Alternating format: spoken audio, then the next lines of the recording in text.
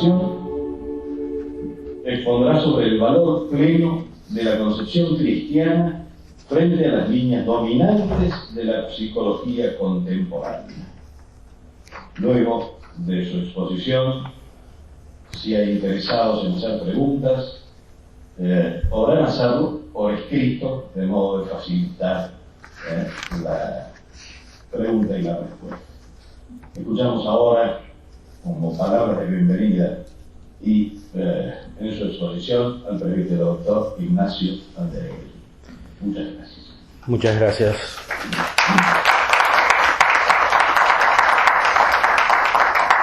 Muchas gracias a todos por su presencia y por el aliento que esto significa para la obra de establecer en nuestra sociedad y en nuestro ambiente cristiano, católico, una adecuada concepción acerca de este tema tan problemático en los tiempos modernos, en nuestra época contemporánea, como es el de la psicología concebida según la rectitud de la razón y la iluminación que nos da la revelación.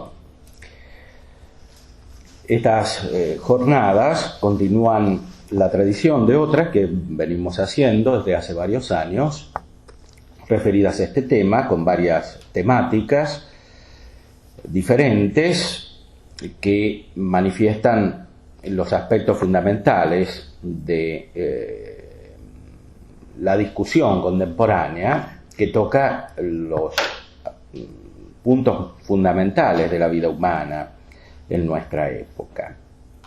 Hemos hecho estas jornadas aquí. Recientemente tuvimos un congreso en el Perú, en la Universidad San Pablo de Arequipa, con una buena participación de personas y de profesores. También estamos realizando esta tarea en España con la Universidad de Abat Oliva. Allí está también un alumno, un discípulo nuestro que dirige la carrera de psicología y trata de establecer una concepción verdaderamente cristiana sobre la base del pensamiento de Santo Tomás de Aquino, de los grandes autores espirituales y teológicos de nuestra tradición, en confrontación y en diálogo con las posiciones de nuestra época y sobre todo con la intención de comprender profundamente la realidad humana contemporánea. Comienzo entonces con la exposición de mi tema, que exactamente es el valor pleno de la concepción cristiana de la sexualidad frente a las posiciones de la psicología contemporánea. Este tema requiere que veamos el tema de la sexualidad desde la luz más elevada que podemos alcanzar por medio de la revelación. Siempre en esta revelación encontramos la iluminación más profunda acerca de lo que es el hombre y por lo tanto la guía más adecuada para comprender cabalmente la tarea psicoterapéutica. La concepción cristiana de la sexualidad deriva radicalmente de las enseñanzas de nuestro Señor Jesucristo en los Evangelios y en todo el Nuevo Testamento, que refleja la doctrina evangélica. Nuestro Señor nos enseña el significado de la persona, nos enseña el significado de la vida humana en su aspecto teórico y en su aspecto práctico, y nos enseña muy especialmente cuál es la verdadera relación entre las personas sobre la base del modelo de la relación entre las personas divinas, entre el Padre, el Hijo y el Espíritu Santo. En la doctrina de nuestro Señor Jesucristo encontramos una, en cierta manera, ruptura frente a las concepciones que venían de las tradiciones humanas e incluso del Antiguo Testamento. Esta ruptura aparente frente a la naturaleza humana, que en realidad es la naturaleza humana caída, manifiesta la plenitud de lo que el hombre es decir, su vuelta al principio, a ese principio que corresponde a la creación divina, a la mente de Dios, según la cual surge la realidad del hombre. Nuestro Señor Jesucristo nos manifiesta toda la potencia de la concepción que Él vino a enseñar a través de un tema muy particular, que es el de la virginidad por el reino de los cielos. Es decir, el hecho de que es posible una renuncia inmediata a la sexualidad para vivir esta sexualidad y vivir el valor pleno de la naturaleza y de la persona humana en un nivel superior, más aún en un nivel divino. Si comprendemos este primado de la virginidad, entenderemos también, a la luz del Evangelio, el valor profundo de la visión recta de la sexualidad tal como se vive especialmente en el matrimonio. Y comprenderemos también, por contraste, lo que significan las deformaciones en este campo que tocan muy profundamente el ser del hombre. Hay muchas posibilidades para entrar en este tema. He elegido una que es la guía del Papa Pío XII en la encíclica Sacra Virginitas, la Sacra Virginidad. Aquí el Papa manifiesta la plenitud de la doctrina católica acerca de la virginidad. Y lo hace de una manera muy contundente, de una manera muy clara. Nos dice el Papa que esta castidad perfecta realiza la plenitud del amor divino, que es la vocación más profunda del hombre, sobre todo en esta vida. Dice el Papa que la doctrina acerca de la virginidad surge de los labios mismos de nuestro Señor Jesucristo y está reflejada en los Evangelios. En primer lugar, debemos advertir que lo esencial de su doctrina sobre la virginidad lo ha recibido la Iglesia de los mismos labios de su divino esposo. Pareciendo a los discípulos muy pesados los vínculos y las obligaciones del matrimonio que el divino Maestro les manifestara, le dijeron: si tal es la condición del hombre con respecto a su mujer, no tiene cuenta el casarse. Y Jesús les respondió que no todos eran capaces de comprender esta palabra, sino solo aquellos a quienes se les ha concedido, porque algunos son inhábiles para el matrimonio por defecto físico de nacimiento, otros por violencia y malicia de los hombres, otros en cambio se abstienen de él espontáneamente y de propia voluntad, y por eso por amor del reino de los cielos. Y concluyó nuestro Señor diciendo: quien sea capaz de tal doctrina, que la siga. Hay una recomendación explícita, es decir, un consejo de nuestro Señor para seguir su doctrina. Y esto tiene consecuencias antropológicas profundísimas que están manifestadas en toda la tradición que entra en esta doctrina y saca los tesoros en ella contenidas. Como los santos padres y los doctores de la Iglesia enseñan, la virginidad no es virtud cristiana, sino cuando se guarda por amor del reino de los cielos. Esto no se establece en un nivel verdaderamente divino, sobrenatural. Hay una manera de vivir la realidad natural que es propiamente sobrenatural. Esta manera de vivir la realidad natural corresponde a la vocación más profunda del hombre, que incluye la vocación del varón y la vocación de la mujer. Todo lo que Dios hizo en la naturaleza humana está dirigido desde el principio, desde el primer momento de la creación, hacia una plenitud que se manifiesta al nivel espiritual, especialmente en la vivencia de esta virginidad. La doctrina está reflejada también en el Nuevo Testamento, en las cartas de San Pablo. Por eso dice el Papa que el apóstol de la gentes, inspirado por el Espíritu Santo, advierte: el que no tiene mujer anda solícito en las cosas del Señor y en qué ha de agradar a Dios. Y la mujer no casada y la virgen piensan en las cosas del Señor para ser santas en cuerpo y alma.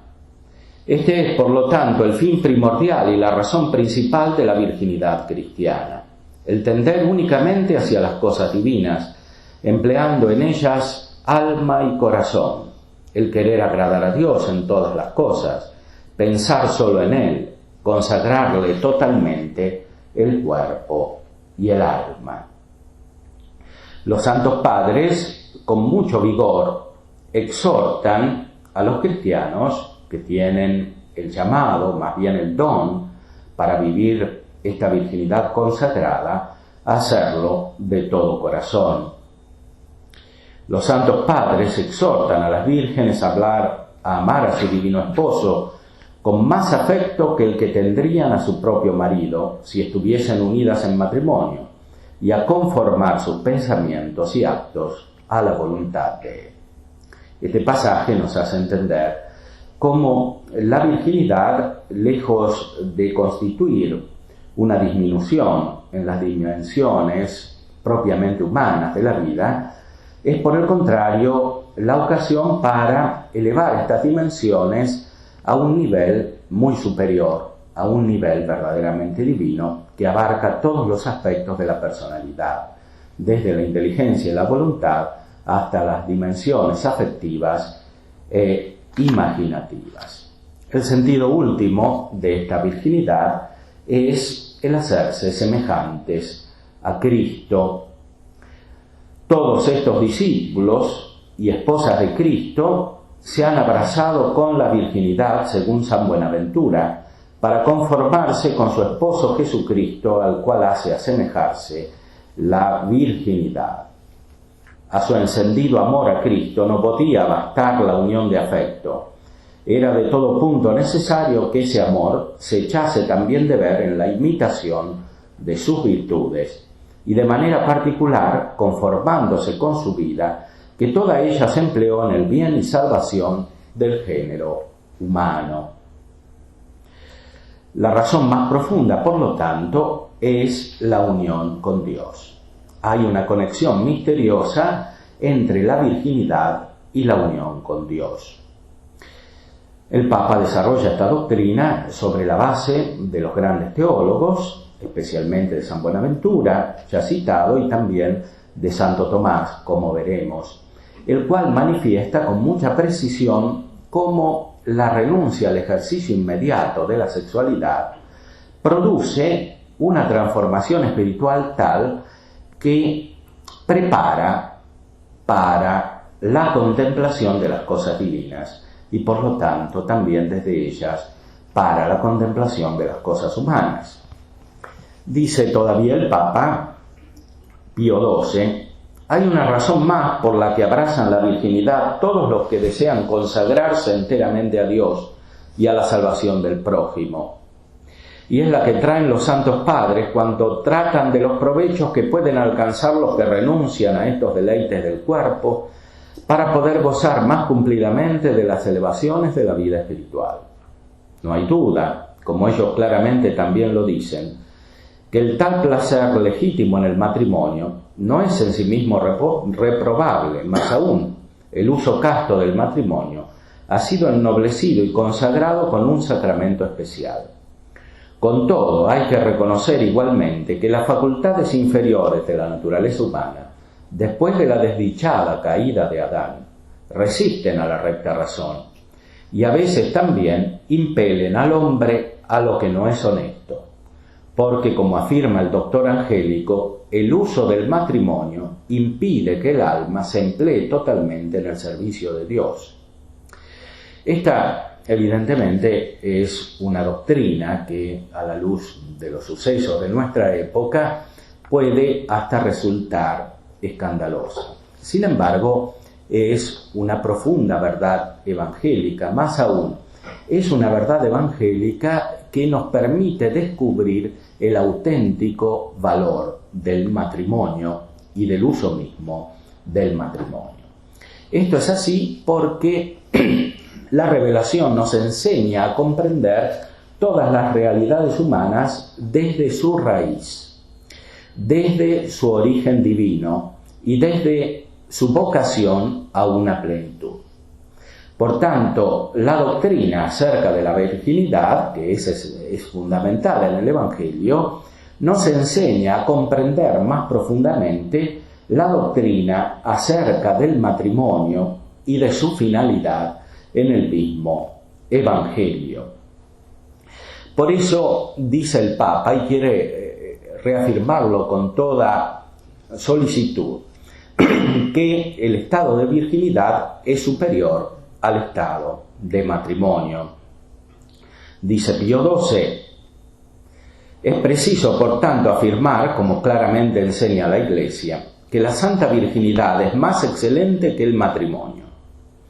Ya nuestro divino Redentor la había aconsejado a sus discípulos como instituto de vida más perfecta. Y el apóstol San Pablo, al hablar del padre que da en matrimonio a su hija, dice, hace bien, pero enseguida añade, mas el que no la da en matrimonio hace mejor, etcétera, y sigue citando a San Pablo. Y con mucha firmeza afirma el Papa que es un dogma de fe esta superioridad de la virginidad sobre el matrimonio, es decir, es esencial a la concepción católica que deriva de la revelación y tiene muchas consecuencias en la práctica. Cuando en la práctica se vive de una manera inversa a esta doctrina, consciente o inconscientemente, se termina por desfigurar toda la vida cristiana entera, incluso la vida matrimonial. Por eso dice el Papa, esta doctrina que establece las ventajas y excelencias de la virginidad y del celibato sobre el matrimonio fue puesta de manifiesto, como lo llevamos dicho, por nuestro divino Redentor y por el apóstol de las gentes, y asimismo en el Sagrado Concilio Tridentino fue solemnemente definida como dogma de fe divina y declarada siempre por unánime sentir de los santos padres y doctores de la Iglesia. No se podría decir de una manera más solemne. O sea, el Papa solemnemente, a su vez, dice que esto es dogma de fe. Que es dogma de fe que está declarado en el Concilio de Trento y que además está presente en el sentir unánime de los padres de la Iglesia y de los doctores católicos. Es una verdad práctica, principal, revelada por nuestro Señor Jesucristo. Además, así nuestros antecesores, como también nos, siempre que se ha ofrecido la ocasión, una y otra vez la hemos explicado y con gran empeño recomendado. Sin embargo, puesto que no han faltado recientemente algunos que han atacado, no sin grave peligro y detrimento de los fieles, esta misma doctrina tradicional de la Iglesia, en la Iglesia, no por deber de conciencia, hemos creído oportuno volver sobre el asunto en esta encíclica y desenmascarar y condenar los errores que con frecuencia se presentan encubiertos bajo apariencias de verdad. El Papa, con mucho vigor, habla de este desenmascarar. Hay algo encubierto que hay que comprender detrás de la negación del primado de la virginidad sobre la vida matrimonial, por supuesto la vida matrimonial ordenada, como está explicada en la revelación. Se trata justamente de este error, más aún de este impulso negativo, que hay que tratar de entender para comprender las causas de la subversión del orden de la sexualidad en nuestro mundo contemporáneo. Como tendremos ocasión de manifestar enseguida, no se trata, en las desviaciones que están ante los ojos de todos en nuestra época, simplemente de errores contrarios al orden natural. No es simplemente que la corrupción de las costumbres ante la cual asistimos hoy consiste en una mala comprensión filosófica de la vida humana y de la relación entre las personas. Las palabras del Papa nos hacen entender que hay algo más profundo escondido. Hay una tentación muy sutil, hay un influjo contrario a la revelación y contrario, por supuesto, a la acción santificadora del Espíritu Santo. Por eso, de muchas maneras, la vivencia de la sexualidad en el mundo contemporáneo, que ha dejado de lado el Evangelio, más consciente o más inconscientemente, se presenta con los caracteres de una profunda inversión.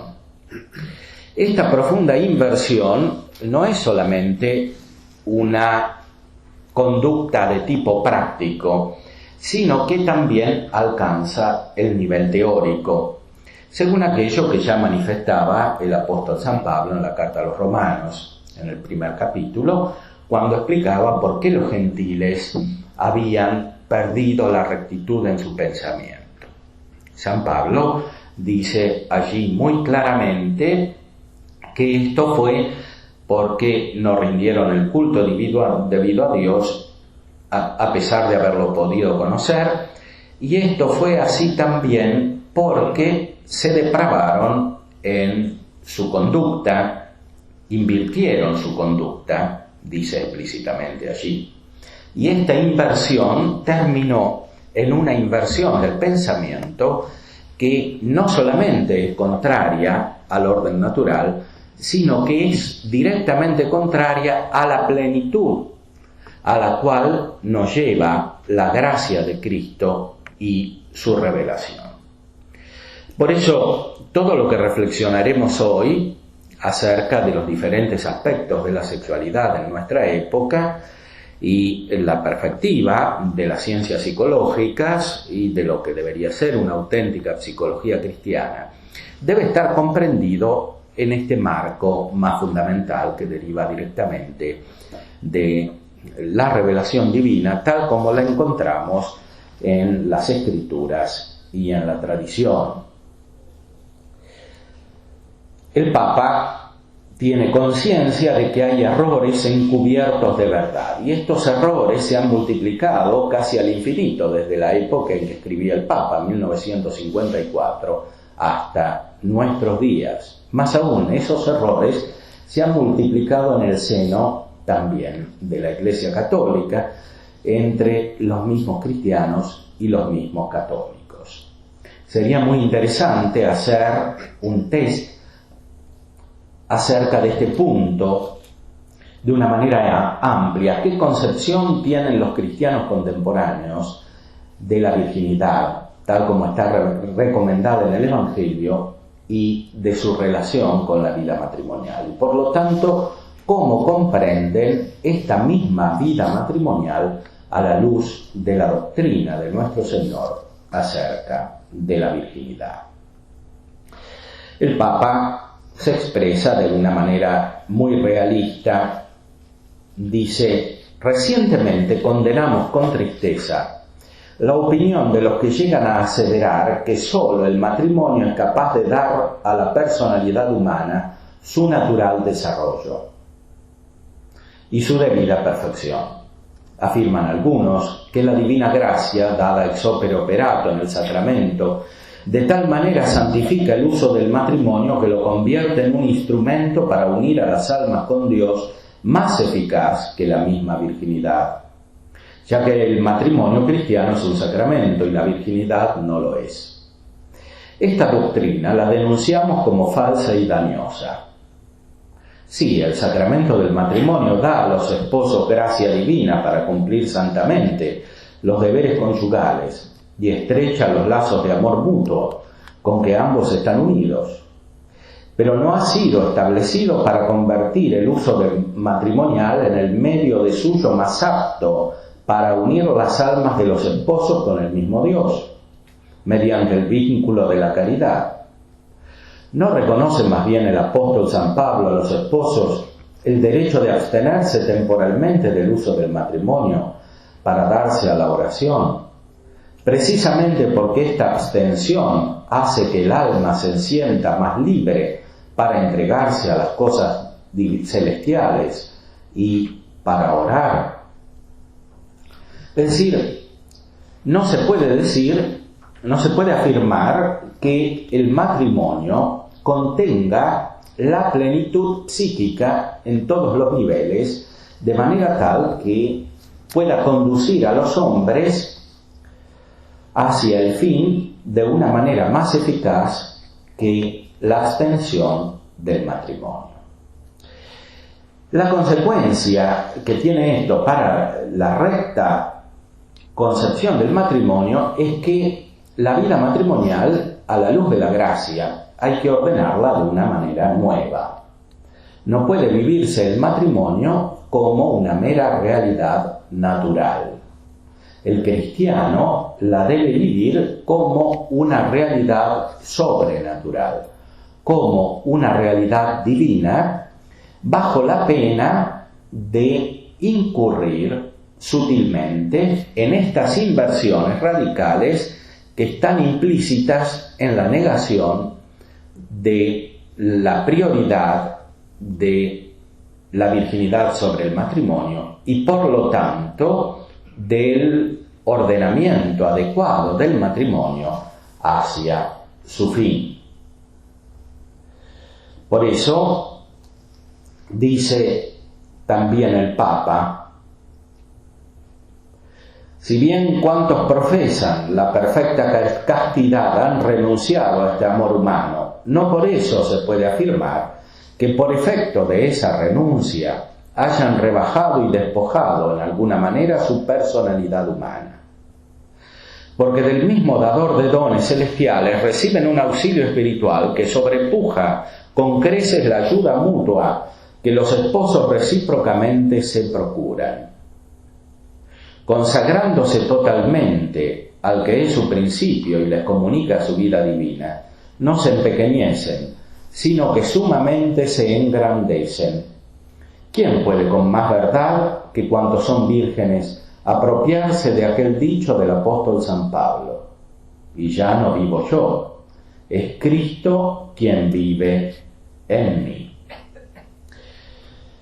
Por eso el Papa exhorta a mantener viva esta doctrina, especialmente en el campo del celibato sacerdotal y también de la profesión de la castidad perfecta en la vida religiosa. Pío XII cita a Santo Tomás, que en su tratado acerca de la templanza tiene una consideración de la virginidad y explica justamente esta doctrina en su raíz teológica. Toda la vida cristiana está ordenada a la contemplación divina y por eso la mayor o menor aptitud de los medios para alcanzar la contemplación nos dirá su valor justamente como medio. En el Tratado de la Templanza, en la cuestión 152 de la Secunda Secunde, artículo 5, el Aquinate se pregunta si la virginidad es la virtud más excelente. La virtud más excelente, por supuesto, es la caridad.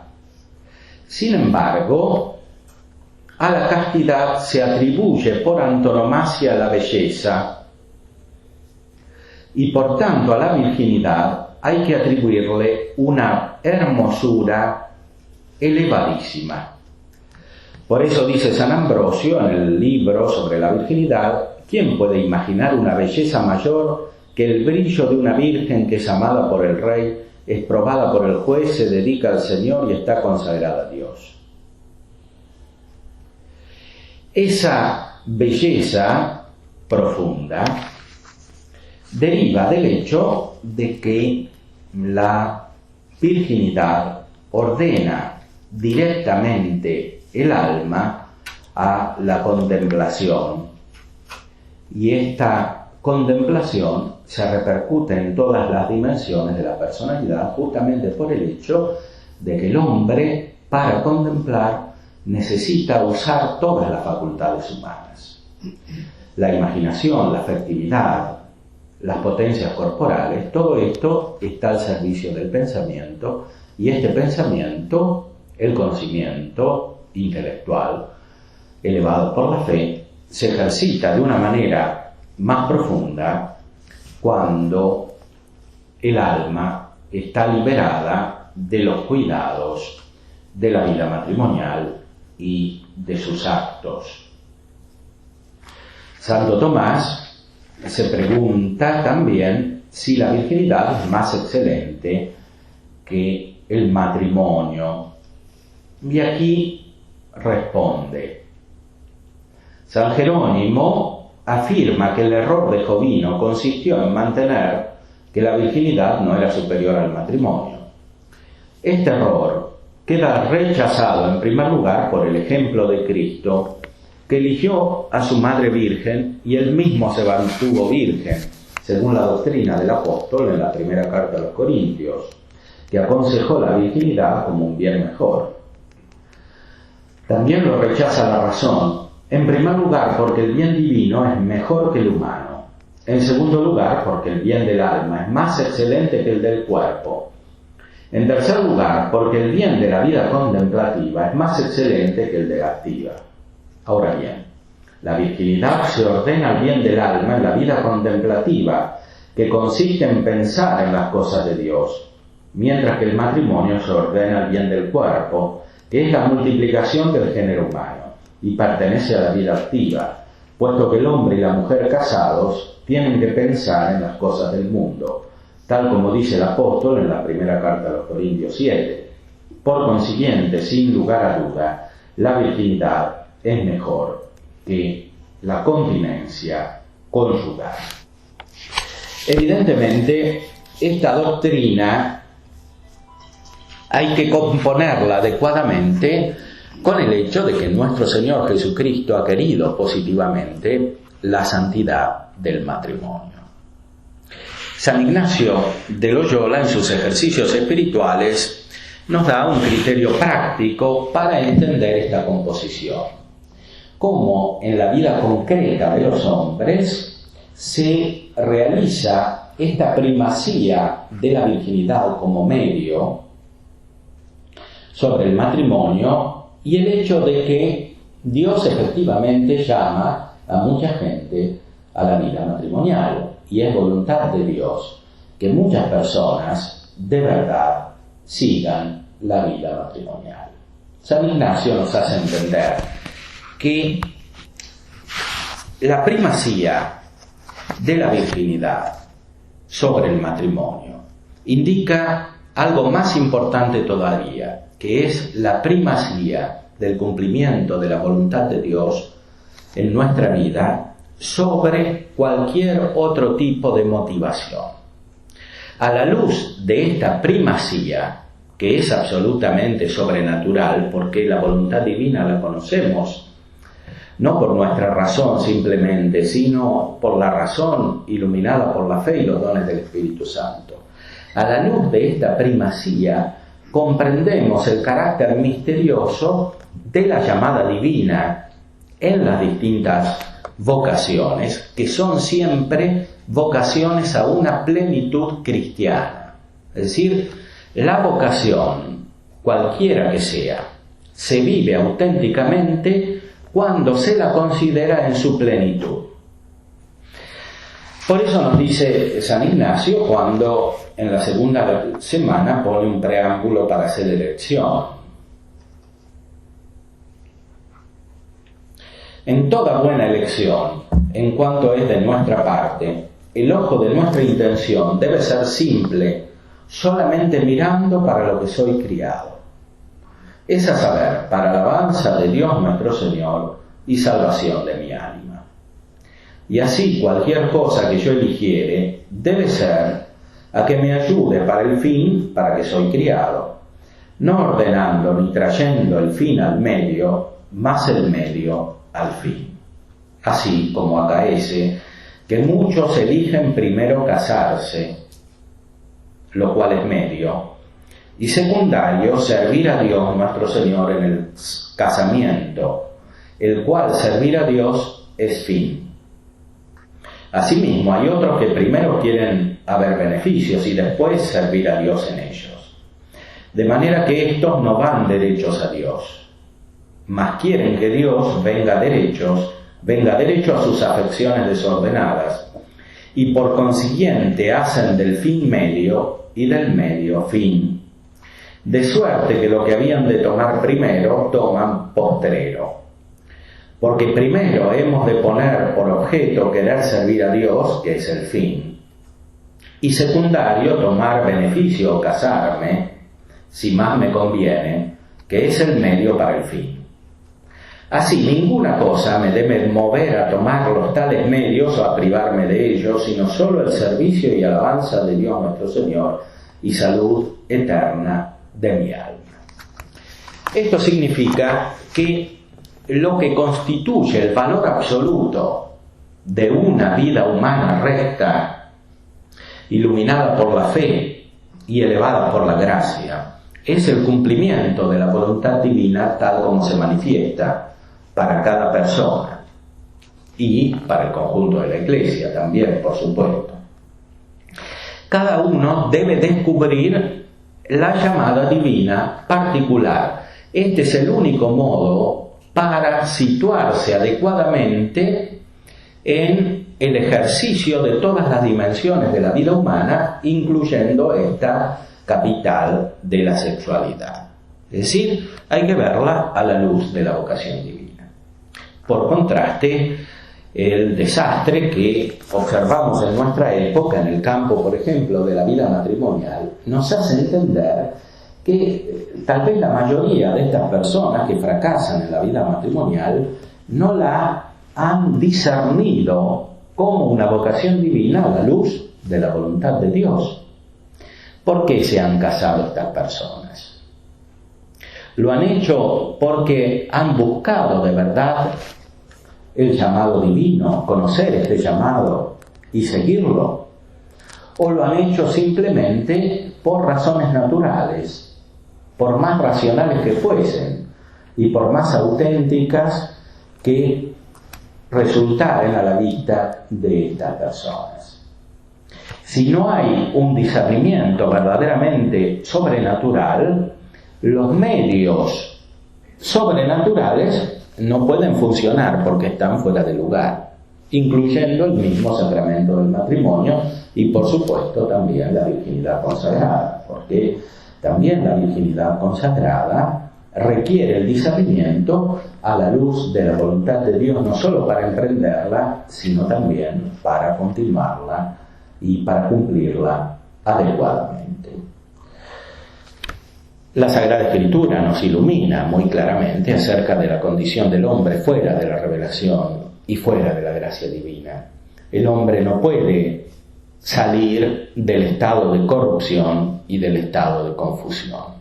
Todo el mensaje de la Sagrada Escritura, de la revelación entera, de la tradición, nos explican que es imposible vivir auténticamente la vida humana en todas sus dimensiones, incluyendo explícitamente esta de la sexualidad, que está muy tratada en la Sagrada Escritura, sin el auxilio de la gracia divina, sin la iluminación general y particular para cada uno de la fe, de las virtudes, de los dones del Espíritu Santo, sin la fuerza que llega a cada uno por la presencia de la gracia divina.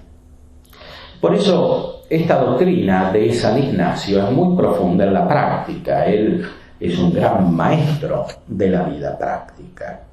Y por eso es también de gran motivo de orientación para los psicólogos cristianos, que permanentemente deben tratar con personas que tienen problemas, especialmente en este campo de la sexualidad, no simplemente problemas puntuales referidos al cumplimiento de los mandamientos en el orden moral, sino problemas más amplios que abarcan la totalidad de la persona y que abarcan la orientación general de su vida y por lo tanto su dirección hacia el fin.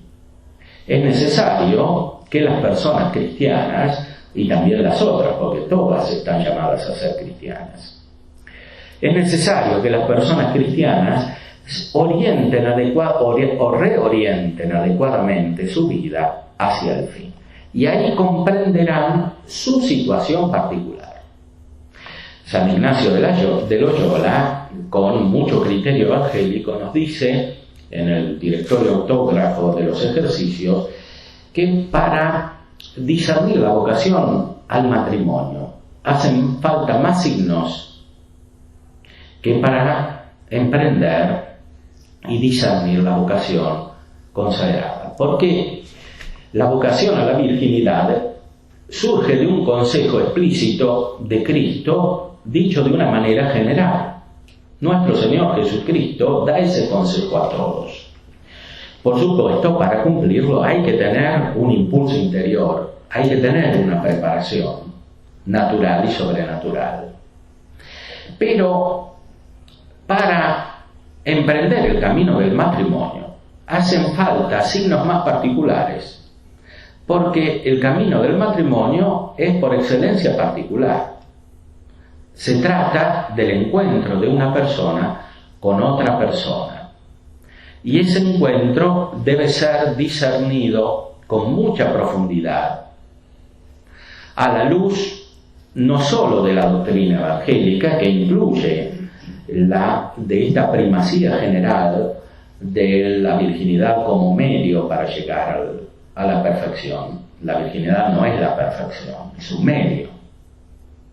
La virginidad no pone a uno ya en la perfección, sino que lo pone en un estado para alcanzar mejor la perfección. Digo entonces que el discernimiento incluye la consideración de esta primacía, pero incluye también los caracteres particulares de la vida de cada uno.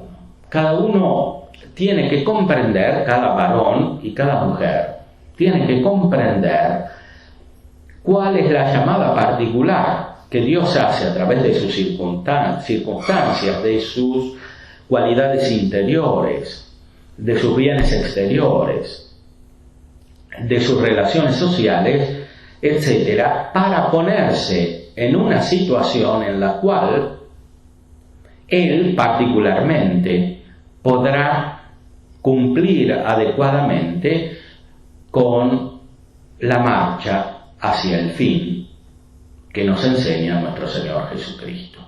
Es decir, las personas que se casan tienen que encontrar verdaderamente su vocación.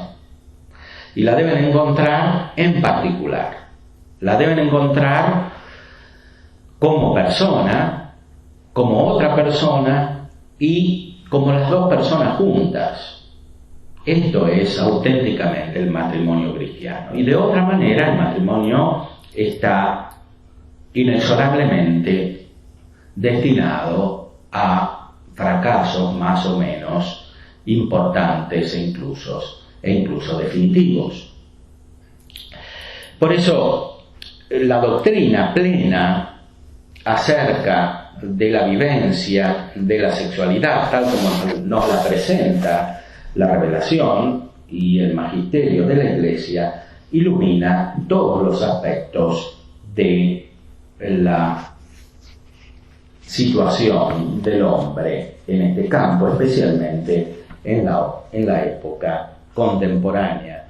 Son muchos los textos del magisterio acerca de este tema. Después de Pío XII, los textos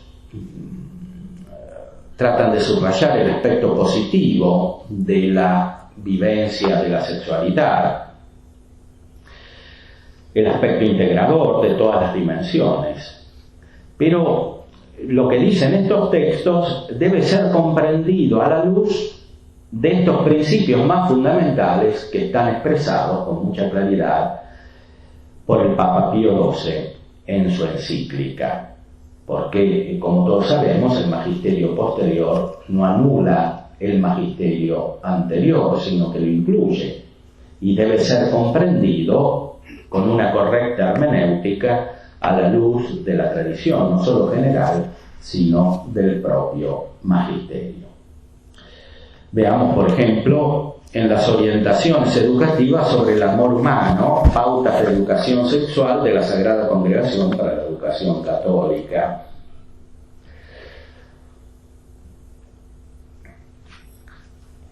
La vida afectiva propia de cada sexo se manifiesta de modo característico en los diversos estados de vida. La unión de los cónyuges, el celibato consagrado elegido por el reino, la condición del cristiano que no ha llegado el momento de su compromiso matrimonial, o porque es todavía célibe, o porque ha elegido permanecer tal. En todos los casos, esta vida afectiva debe ser acogida e integrada en la persona humana. Esta vida afectiva es aquella que está inmediatamente ligada con el cumplimiento de la voluntad divina. Toda la sexualidad se ordena a un adecuado cumplimiento de la vida afectiva, y la vida afectiva se ordena en el cristiano al amor de Dios. Así como todo el ordenamiento de la vida de la imaginación, de las potencias interiores cognoscitivas, se ordena al recto uso de la inteligencia elevada por la fe. Por eso nos dice este documento que a la luz del misterio de Cristo, la sexualidad aparece como una vocación a realizar el amor que el Espíritu Santo infunde en el corazón de los redimidos. Jesucristo ha sublimado tal vocación con el sacramento del matrimonio. Es decir, la sexualidad es en el fondo, además de un acto de la vida activa, como decía Santo Tomás, porque lo que caracteriza como fin primario el matrimonio es la procreación. Esto no significa que todo el matrimonio se reduzca a la procreación, es lo que le da la especie.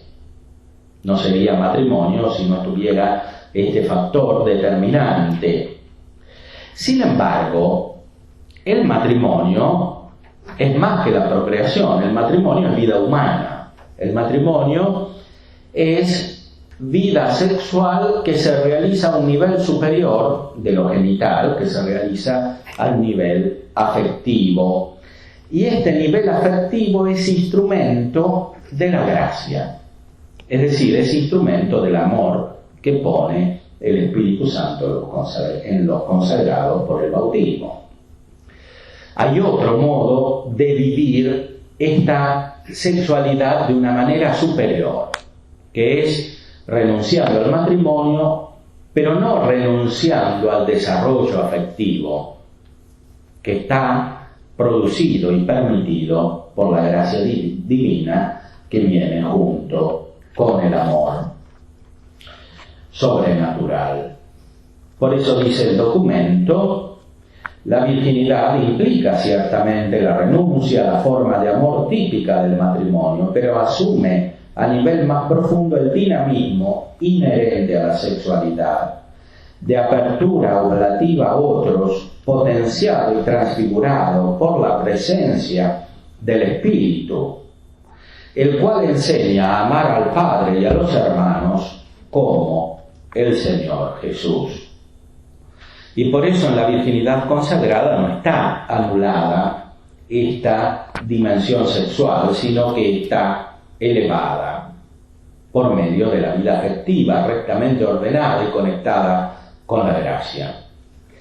Dice todavía el documento: la vida afectiva propia de cada sexo se manifiesta de modo característico en los diversos estados de vida: la unión de los cónyuges, el celibato consagrado, etc.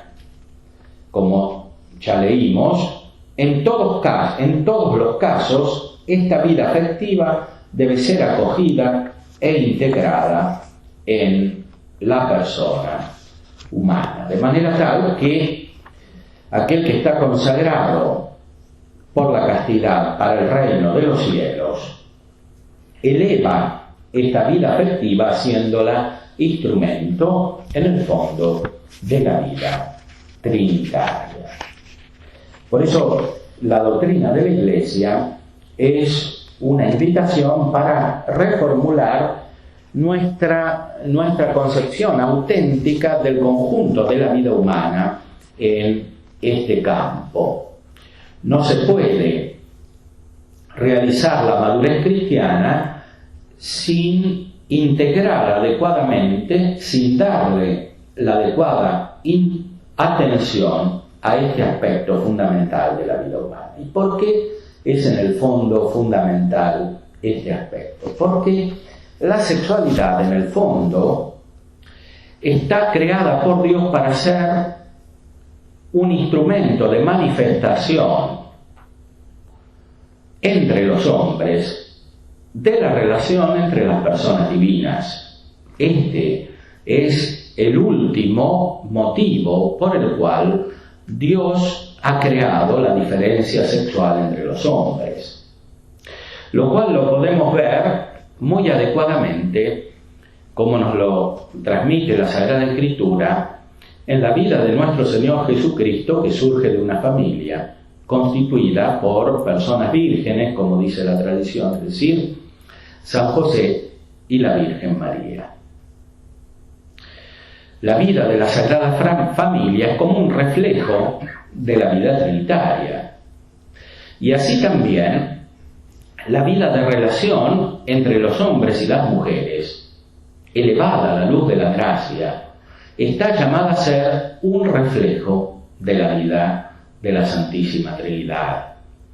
Un reflejo que no es simplemente separado de la dimensión corporal y de la dimensión afectiva, sino que está profundamente unido con esta dimensión corporal y con esta dimensión afectiva.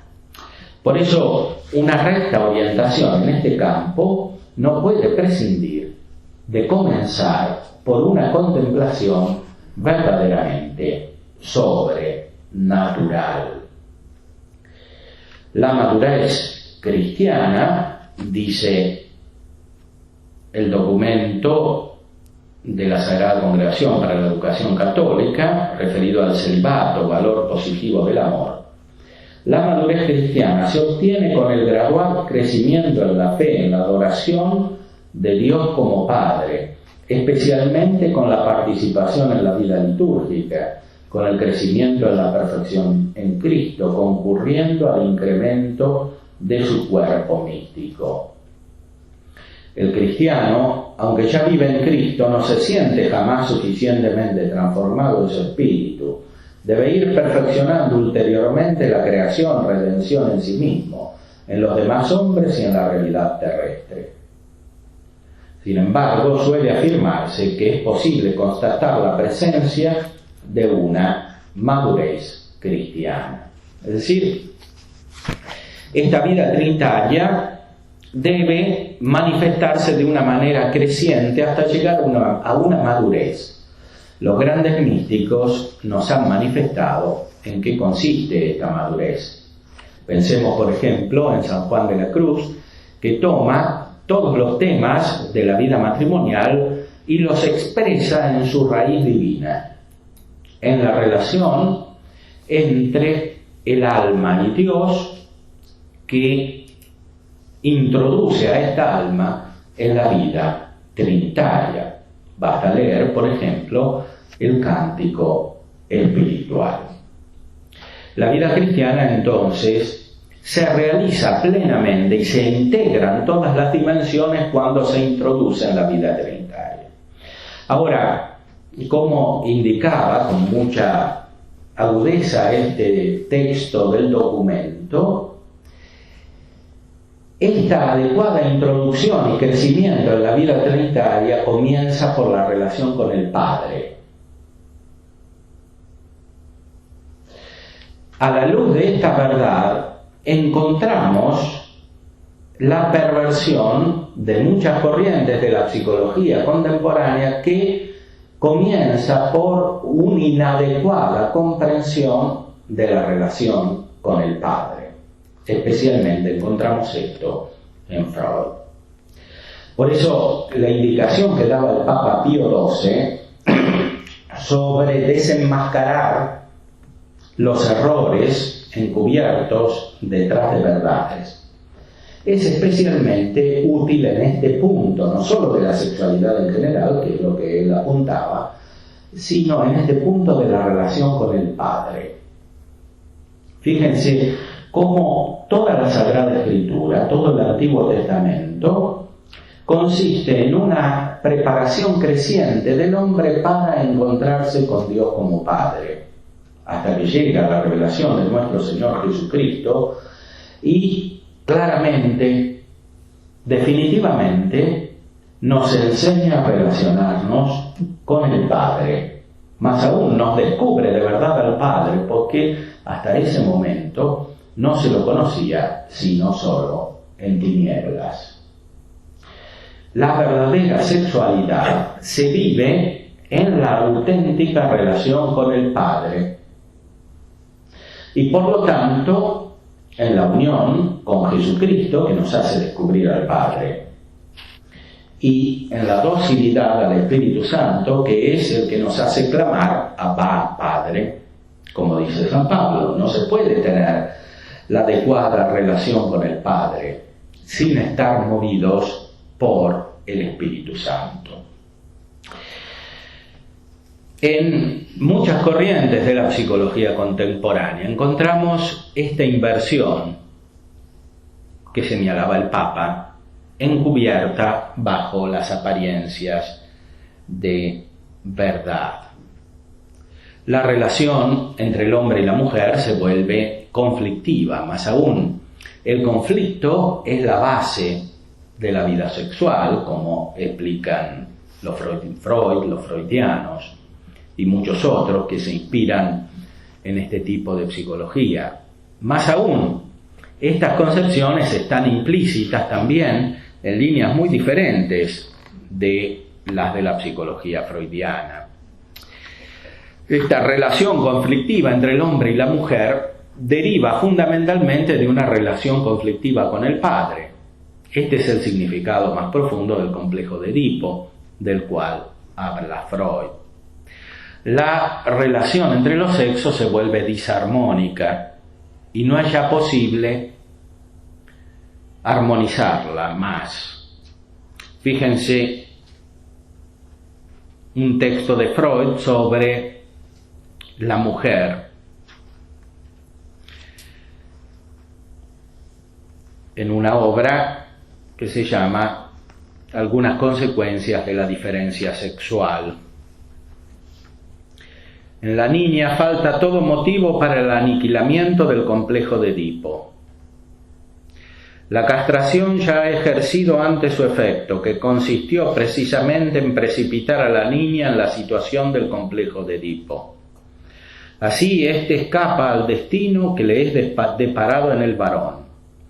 Puede ser abandonado lentamente o liquidado por medio de la represión, o a sus efectos pueden persistir muy lejos en la vida psíquica normal de la mujer. Aunque vacilo en expresarla, se me impone la noción de que el nivel de lo ético normal es distinto en la mujer que en el hombre. El superyo nunca llega a ser en ella tan inexorable, tan impersonal, tan independiente de sus orígenes afectivos como exigimos que lo sea en el hombre. Ciertos rasgos caracterológicos que los críticos de todos los tiempos han echado en cara a la mujer, que tiene menor sentido de la justicia que el hombre, que es más reacia a someterse a las grandes necesidades de la vida, que es más propensa a dejarse guiar en sus juicios por los sentimientos de afecto y hostilidad. Todos ellos podrían ser fácilmente explicados por la distinta formación del superyo que acabamos de inferir. No nos dejemos apartar de estas conclusiones por las réplicas de los feministas de ambos sexos, afanosos de imponernos la equiparación y la equivalencia absoluta de los dos sexos. Pero estamos muy dispuestos a concederles que también la mayoría de los hombres quedan muy atrás del ideal masculino y que todos los individuos humanos, en virtud de su disposición bisexual y de la herencia en mosaico, combinan en sí características tanto femeninas como masculinas, de modo que la masculinidad y la feminidad puras no pasan de ser construcciones teóricas de contenido incierto. Bueno, esto último que dice Freud ya lo vivimos prácticamente. No hay varón y mujeres, son todas construcciones teóricas. Por eso puede haber distintas combinaciones en lo que se llama matrimonio, porque en el fondo no hay matrimonio entre varón y mujer, sino que se llama matrimonio entre varón y mujer al fruto de una abstracción. En el fondo lo que dice Freud es que la vida humana está constituida por un conflicto radical, que es el fruto de la consecuencia de la pérdida de armonía del origen en la creación divina de la naturaleza humana y de la relación consiguiente entre las personas. Es decir, para Freud, el hombre está constituido por un factor masculino que lucha con el factor femenino. El factor femenino es inferior al masculino porque consiste en la afectividad. El factor masculino es superior porque consiste en la racionalidad. En la práctica, según Freud, no hay puros varones ni puras mujeres, hay una combinación variable entre los factores masculinos y los factores femeninos.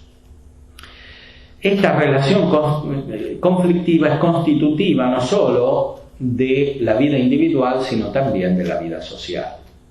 Toda la vida social se produce, incluidas las manifestaciones de la sublimación de la vida sexual, como el producto de un conflicto fundamental, de una lucha fundamental que se expresa como relación dialéctica de tensión entre lo positivo de la masculinidad y lo negativo de la feminidad. Esta relación dialéctica fundamentalmente deriva de un ideal de paternidad que consiste en la absoluta supremacía de la razón concebida como fuerza, como imposición, lo cual tiene orígenes filosóficos muy claros, especialmente en la obra de Nietzsche. Hay otro autor, Alfred Adler, que reacciona contra Freud, pero que, sin embargo, no puede alcanzar el nivel de la concepción cristiana plena, profunda, y por eso no hace más que constatar esta relación de conflictividad en la práctica de la vida humana, de la relación entre los sexos. Por ejemplo, dice: es dentro de este sistema donde se cumplen los pasos vitales del niño. Es este sistema el que los dirige. Durante todo el curso de su desarrollo, el niño no hace otra cosa que adecuarse a su ideal, etc. Se compara tanto con el hombre como con la mujer y se sirve nuevamente del antagonismo de los sexos como de una línea secundaria, y se sentirá tanto más compelido por el término masculino de la oposición cuanto más distante de él se considere, cuanto más extraño y hostil a su ser lo sienta. En el niño predispuesto a la neurosis, la tendencia a la seguridad nacida a título de compensación del sentimiento de inseguridad exacerbado y merced a un gran esfuerzo de atención, hace converger todas las líneas directrices abstractas fuertemente intensificadas por la neurosis hacia la protesta viril llevada al más alto grado de exaltación. Cuanto más intensamente sea el sentido, el contraste entre los sexos, con tanta mayor fuerza y tenacidad se sentirá el niño atraído hacia el término masculino, sobre todo cuando, como en el caso del neurótico, el carácter eminentemente masculino del ideal opera sobre su sentimiento de inferioridad, haciéndolo aparecer como una manifestación puramente femenina. En Adler encontramos nuevamente la tensión entre los sexos. Adler es un psicólogo mucho más cercano a la realidad, a la naturaleza humana que Freud. De hecho, reacciona contra los desvaríos de la doctrina freudiana, contra la doctrina de su maestro. Freud era el formador de Adler. Adler se da cuenta de que la doctrina de Freud contiene un error muy profundo y trata de salir de esto y explica la neurosis justamente según las características que Freud ha dado a la vida normal, es decir, la contraposición entre los sexos. Para Adler, esta contraposición es real, es lo que se constata en la vida humana, pero tiene un carácter negativo.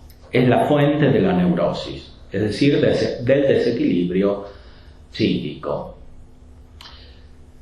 Este desequilibrio consiste en el hecho de que alguien pretende sentirse superior y no puede ejercitar esa superioridad porque la realidad se le presenta como un impedimento, por lo cual desarrolla estrategias abstractas de superioridad, desarrolla estrategias idealistas, es decir, se construye un mundo en el cual él se siente superior.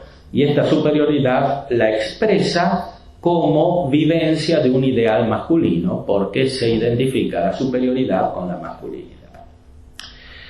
Adler no sabe cómo curar la neurosis en el fondo, porque no conoce adecuadamente la gracia divina. Y por eso apunta a soluciones muy generales, al primado de la educación, etcétera, a cultivar adecuadamente la vida social, pero confiesa en el fondo que es muy difícil curar a un neurótico.